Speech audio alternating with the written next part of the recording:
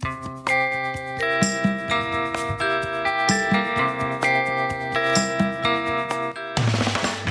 to the Dysfunction Junkies podcast. We may not have seen it all, but we've seen enough. And now, here are your hosts, Chrissy and Carrie. Welcome back, junkies. I'm Carrie. And I'm Chrissy. So, our last episode, we went down the rabbit hole of funerals. Yes. And we just had such an amazing time with it that we didn't even get to all the content we wanted to talk about. Best time of my life. Here's round 2. Yeah. If you still aren't completely losing your mind yet. But this subject has a lot to touch on. It does. And it affects all of us. And we've all had these sort of experiences. I'm sure plenty of other experiences that we aren't going to touch on, but It is an experience. It is. It's life. And you know, it is kind of fitting for the season because we're winding down in Lent. It's Easter week. Easter's coming up. So let's talk about death. And I promise you our next episode, we will liven it up and talk about life and Easter Bunny and all kinds of fun things. But we're going to finish up this episode on funerals. Okay. I'm with you. I'll follow you. Go for it. All right. Carrie, go. Carrie, go. Carrie, go. Chrissy did that a couple episodes ago, and it cracks me up. So we quote about that a lot. Alrighty. I think we were talking about bereavement meals or the mercy meal. We were talking about why do people show up to funerals and everything. Let's take it from the car lineup and the seating arrangements. Let's go from there. Chrissy, your thoughts. Okay. Well, I see your brain percolating over there. It just, at a funeral, I guess I didn't really ever realize that there until, I lost probably a parent, because prior to that, it was either a grandparent or somebody who I wasn't closely related to. Right. But there's a specific place for the close immediate family to be placed in the line into a funeral home. Correct. To greet people who are coming to offer their respects. Right. Being somebody who would go to a calling hours to someone who I knew, and again, I don't go to many funerals. I don't find that, I don't feel it satisfies anything in me as far as the grieving process. And, I don't know that my presence there offers anything to that family. I'd rather just maybe talk to them on the phone afterwards, or see them personally outside of that and talk with them about the sadness of the loss. But it is an awkward thing for me, to have to go through the line and the seating of the family, because these people are at that moment and in that period of time at the worst part of their lives. Exactly. They've lost somebody who really was their life, part of their life, and that part of all of that is now over, and they're trying to figure out how they're going to move on, and they have this distraction, which I guess now there's some people who might tell you that part of it and having the community and friends come and reach out to them, it's definitely healing for them. Yeah. And I don't disagree with that. Right. It's not something I experienced ever in that kind of process, but obviously stems from something that they felt that this whole process is helpful. Right. But I think what we need to do is, like this most recent funeral I was at, where the casket was at, you could go either on the right side or the left side. I almost felt like if you went on the right side where the family was, then if you knew them and you were intimately knew them and wanted to express something to the family, you go in that lane. But then you could have the express lane on the left side where you could just go up, say your little words, if you want to pat them on the shoulder, whatever it is, but then you can bypass the family. And it's in no way a disrespect to the family. To me, it's almost more respectful, because if you don't know them, you have social anxiety. Like I tend to have anxiety a lot. And so like it puts me in a lot of anxious situations. Like, what am I going to say to these people? Like, I don't know them, and it should be just equally as acceptable whether you want to go to the family side or the express lane. I totally am on board with this. Isn't that a good idea? Well, here's the other thing that happens a lot, and I'm sure everyone who's been to calling hours has experienced this. You have a lot of people who generally are coming all at the same time. Yes. After work or whenever the time is scheduled. Yes. So now you've got a line. Yes. And then you have people who are talking. They don't read the room. And they are just staying up there and they're just talking with the family a lot. And it's usually about themselves. It's usually nothing to do with the person. Right. You know, it's just, it's not the time to do it. Right. And so now you are feeling socially awkward because you're standing behind these people waiting. Yeah. Which is making you overthink the situation. True. Yes. And depending on where your placement is in that line, if they have you going, now I've had two different lines, I guess. One where you are greeted by the casket first. Yes. To go and kneel. Yeah, I prefer that first because then you can make your own express lane. What if you got the people talking in front of you? Now you're hanging out with, you know. Yeah, that's true. And you keep now nudging you have to him to try and get him to wake up. Yeah. Because you keep tapping him. Because I think it's probably a nervous thing. You're like, okay, well, I'm standing here waiting. I mean, maybe, you know. Comfort them. Yeah. Keep tapping. You know. Yep. You know. Hey, anybody. Are you dead yet? Yeah. Are you still dead? Can you hear me? Can you hear me now? Can you hear me now? Oh, God. Again, yes, I am scheduled for hell. I'll just say a couple Hail Marys and rosaries You'll and I'll be fine. Yeah. So it's very uncomfortable. It's hard. Yeah. And, you know, so if you're doing that, and because I am not a very religious person, I feel awkward if I were to have to kneel. So I generally opt out. Yeah. And in fact, I think sometimes kneel. people, they don't even have those there anymore. Depends on the funeral home. Yeah. We're really funny, sort of funny, really quick story. When I was very little, the funeral I went to was my grandmother's. And I was, like I said, 6 or 7. Well, my little friend who I had hung around with, who lived in the neighborhood, because we lived in the neighborhood with my grandparents, my grandmother. Nope, it wasn't Fingers. Oh, okay. It was another childhood friend that was sort of around the same time as Fingers, but actually had predated her a little bit because this friend was older. She came to the calling hours with her mom because we were close. And she, again, they lived in the neighborhood too. And she got so, like, by then I was like a veteran because I'd already been hanging out there for the day. Yeah. So nothing was affecting me. You were desensitized. So I tried to, like, go up with her to kneel at my grandmother's casket together to sort of just hang with my buddy. And, you know, you came for me. And, you know, I appreciate that. She was so filled with anxiety. Oh. I remember there were tassels on the kneeler and she got so nervous. I think she had a tissue in her hand and she thought she was tearing the tissue. And she was tearing the tassels. She ripped all the tassels off the kneeler and they were all over the floor. Oh, the poor thing. See, this is the dysfunctions. That poor girl probably can never go to a casket to this day. She's probably traumatized I hate to by add that a moment. really bad thing to this, but oh, God, Chrissy. She's deceased. My little friend, she passed away. She was a couple years older, maybe. Unfortunately, she unexpectedly did pass away.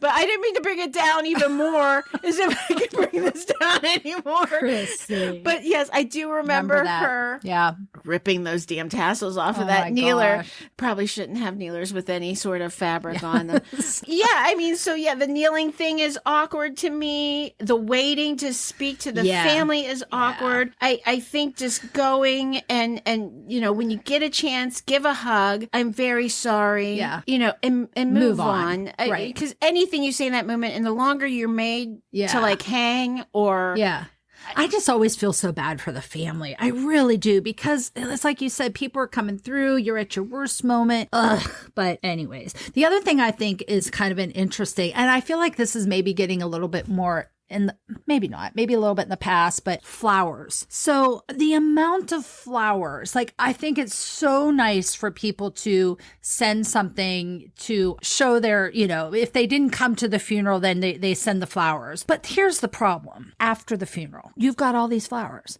Now, I've seen funerals where there was only a couple sent. And again, no reflection on the person, just, you know, there was only a couple. But I've seen funerals where there were literally 50 or 60 things of flowers. What the heck is the family going to do with they don't know what to do. They don't know what to do with them. And there's just flowers everywhere. And it just is like, it's such a nice sign of respect. But I love how people now will do, in lieu of flowers, give it to this charity or do this. And I often wonder, like, do the people really do that? Well, I think that some do. Yeah. But I think when you deal with your older generation, that they have to send the flowers. Yes. And I do know with the family does with them sometimes. What'd they Not do? speaking about everybody. What'd you do? Well, not me. Oh, okay. I mean, somebody, have you ever gone to the cemetery after they bury a person? They just throw them all over the top of that turned over earth. I have seen where you go to the cemetery, And all those somebody's flowers. just passed away. They sort of course, I think they take some of them. Yeah. But again, like you said, what are you going to do with all this stuff? Right. So they do leave them on the, I've the seen grave. them. Now, I'm not saying Now, this that is a makes regular sense. practice, but this Yeah. is what I have seen in my past. That makes sense. See, when my father passed away, his funeral was out of town and he was buried in his hometown. Really, the only of us that went was family. And although we have a big family, there was a lot of people there, but we asked no flowers. We didn't have calling hours at a funeral home. He was literally just at the church. So, that kind of made it simpler. But I did get some people sent me flowers. And I will say, okay, first of all, I do not have a green thumb. I would love to have a green thumb. I strive all the time to have plants in my house, but they usually die. But I'm very proud of myself because there's one plant that was given to me and it was like 3 different types of flower plants in one. I have since separated them out. They're still alive 2.5 years later. Same family of the plant that you presented me with that I still have on my windowsill up there? The orchid? Is it an No, it's not an orchid. It's a parlor palm, and it's I can't think of it, some kind of ivy thing. Yeah, it was that, and I still have kept that. And that is nice because I always say like that's my dad's plant, and it came with a little cardinal, like little bird in it, so I still have that in there. So like for me, that meant a lot because I still have that. Like again, if there's 50 of them, what are you gonna do? There's another thing too, Yeah. the politics of funerals. Yes. With these flowers. Yes. That I've witnessed is that the older generation usually, it is a practice of them to basically go through and they want to know who sent the flowers, who sent these, who sent this bouquet. Or I give you another one that I've seen people do. The people who sent flowers who are now at the calling hours. Yeah. They want to know where their flowers arrangements are. And in proximity to the casket. Yes. Yes. Oh, Yep. yeah. Very, very, Is it kind of like the bigger, how that saying goes, the bigger the hair, the closer to God, the bigger the flower arrangement, the closer you were to the family? Or closer to the casket, yes, the more important you were, or that they felt you spent enough money on that arrangement, you need to be displayed. Right. Or maybe your place in society. If you were somebody that a lot of people know, you want to show off and say, look, if you sent me a flower. Yeah. There's a whole underlying. Oh, yes. Does anybody ever say this stuff out loud? Because I mean, I am. But I mean, come on. If you're not realizing that this is what's going on, this is what's going on.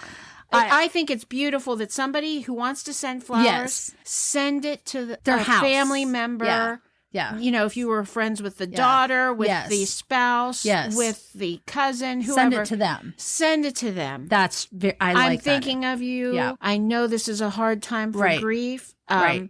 Because the family invests in what they call the casket spray anyhow. Right. And to be honest, isn't that enough flowers?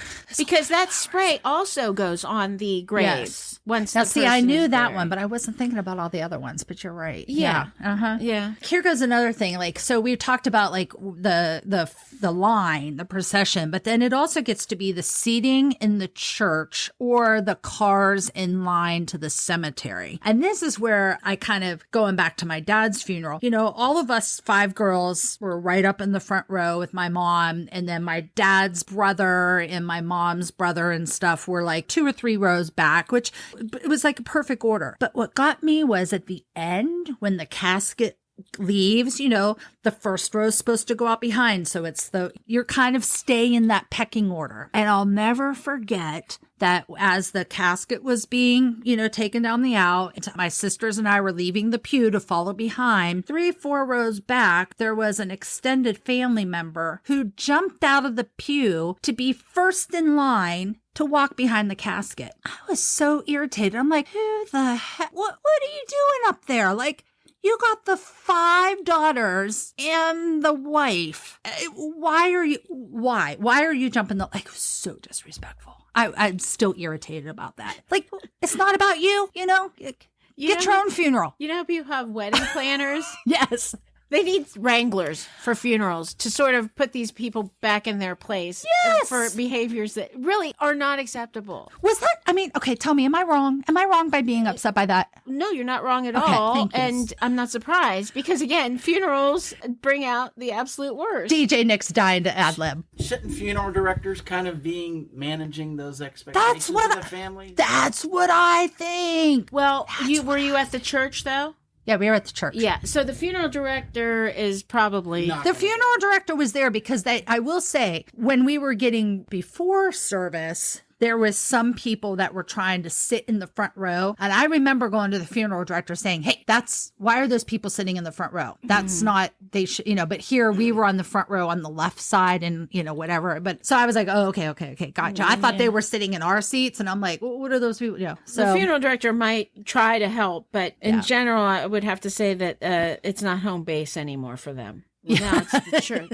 They're out of their jurisdiction. They're out of their jurisdiction. But they can't police there because it's not their municipal. Right. I have no power here. You're out of jurisdiction. I can't help you. I do think that if we continue to find it necessary to do this old mentality of funerals, that maybe there is an industry out there for people to start a business as wranglers, almost like a bouncer. Yeah, a bouncer. What would the bouncer be called at a funeral? I don't know. We got to think about that. I can't. I don't even want to try and come up with something quick here because this one's going to take some thought, and I don't want to waste this opportunity to come up with a doozy. Yeah, so that kind of that's I remember that, and then I remember going out to the cars, and it was the same thing. There were people that were trying to jockeying to get up further in the line, and it's like, first of all, I'm like, okay, dude, we're literally where my dad is buried at. The church had the cemetery, so you just went around, it was a quarter of a mile. Right. But there's people jockeying. It's like, okay, dude, you're not going to get lost in line. We're not going to go through town or on the freeway that you have to worry about getting left behind. No, we're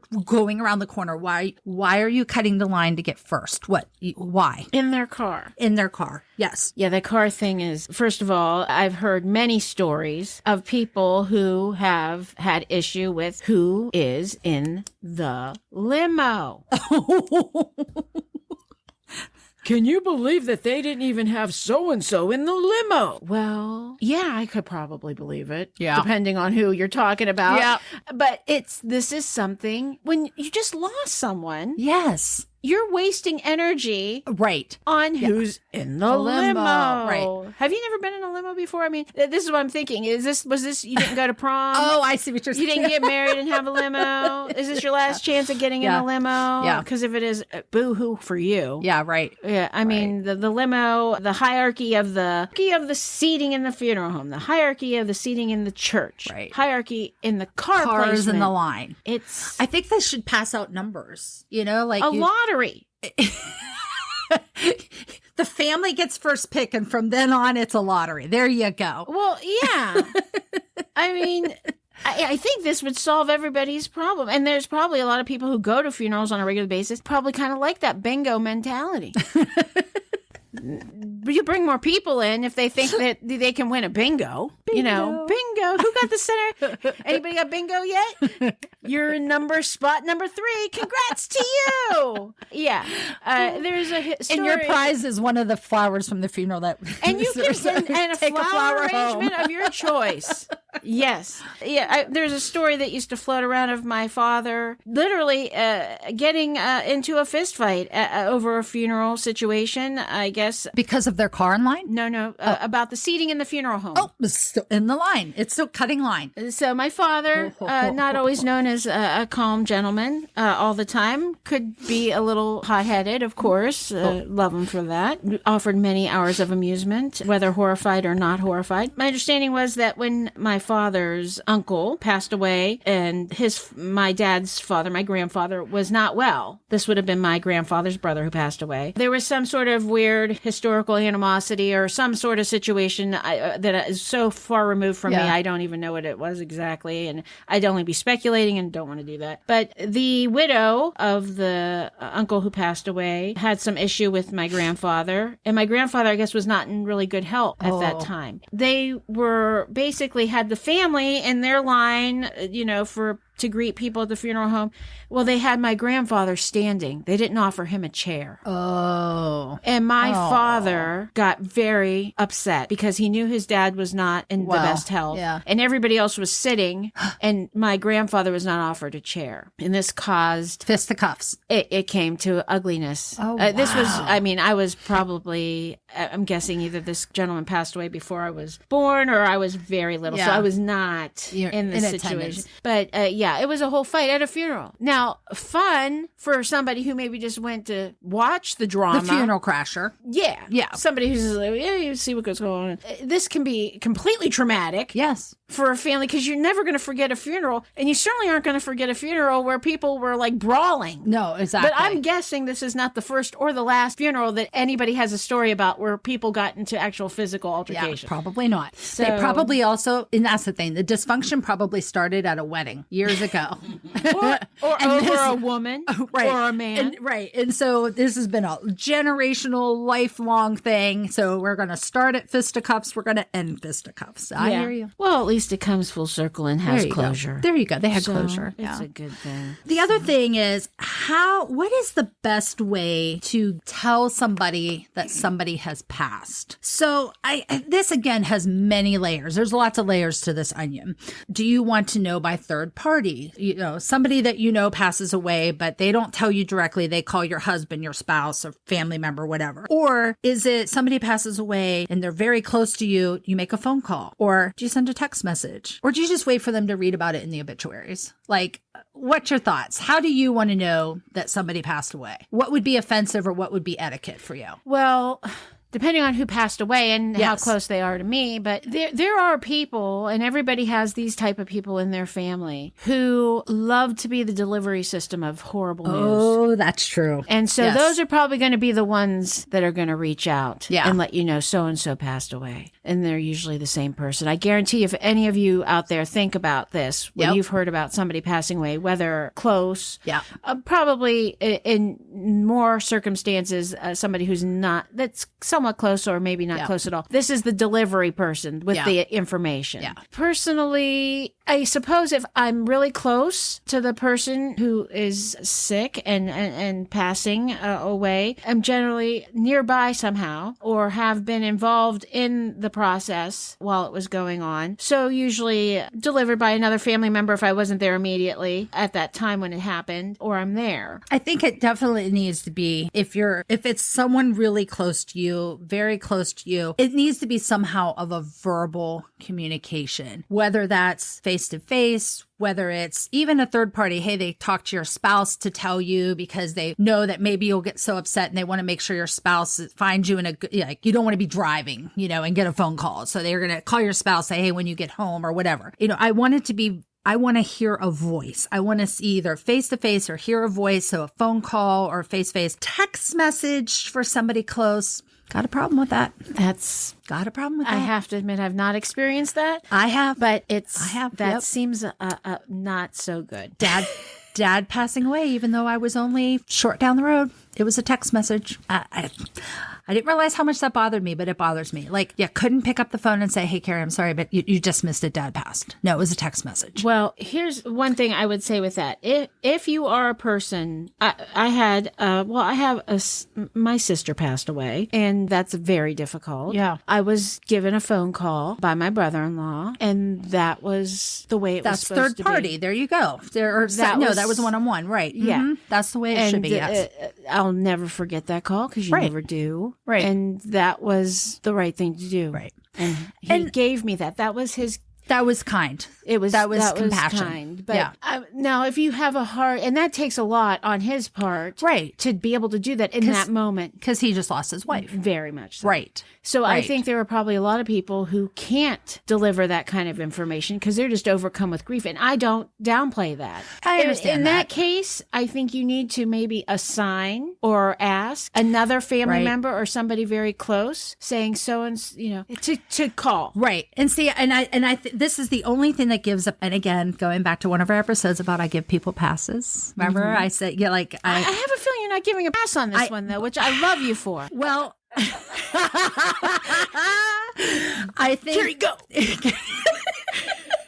Well, I was giving a pass, and then I started thinking about it more, and it was bothering me. But I'm trying to find compassion in my heart on it. In defense of the family members that were involved with this, obviously we had a lot of text messaging going on, a lot of updates going on about the status and the whereabouts, because it was easier to communicate with all 5 of us at once. Sure. Because of this. So I feel like it led them into a false sense of security that it would be okay to do a text message. My problem is 4 of the 5 of us were there at the time. I was not. So 4 of them knew because they witnessed it firsthand. I was not there. And so that's where I feel like it would have been one of them could have somebody made the phone could have call. picked up a phone and called. I agree. Especially because it was late at night. If I would have been literally 10 minutes later, I would have been asleep and very easily could have missed that text message. I would have hoped that if that did happen, I would have then gotten a phone call. Hey, we didn't hear from you. We want to make, but I don't know. I can't speculate that what did or didn't happen in that situation. But I do know that I got a text message. It bothered me, but I kept trying to give a pass about it. But then now I'm like, no, that really bothers me. And I think I have a right to be upset by that. And I agree 100%. But again, I'm well, I do, of course. I know you do. But, well, I mean, in general, you would, yes, this isn't just some, like distant relative or this is your father. Right. So, yeah, I mean, I and again, I guess maybe I'm trying to give a pass because I'm saying, look, sometimes people are so overcome with grief. And that's a hard, horrible call to make. It's a hard. But then I think you need to reach out and say, look, can you do this for me? I can't. Or somebody will usually offer, do you want me to call so-and-so and let them know? So I guess that's what I'm hoping by our podcast today is these are conversations. We talked about this in one of the episodes about preparing for the future, letting your family know your wishes or whatever. I am letting you know that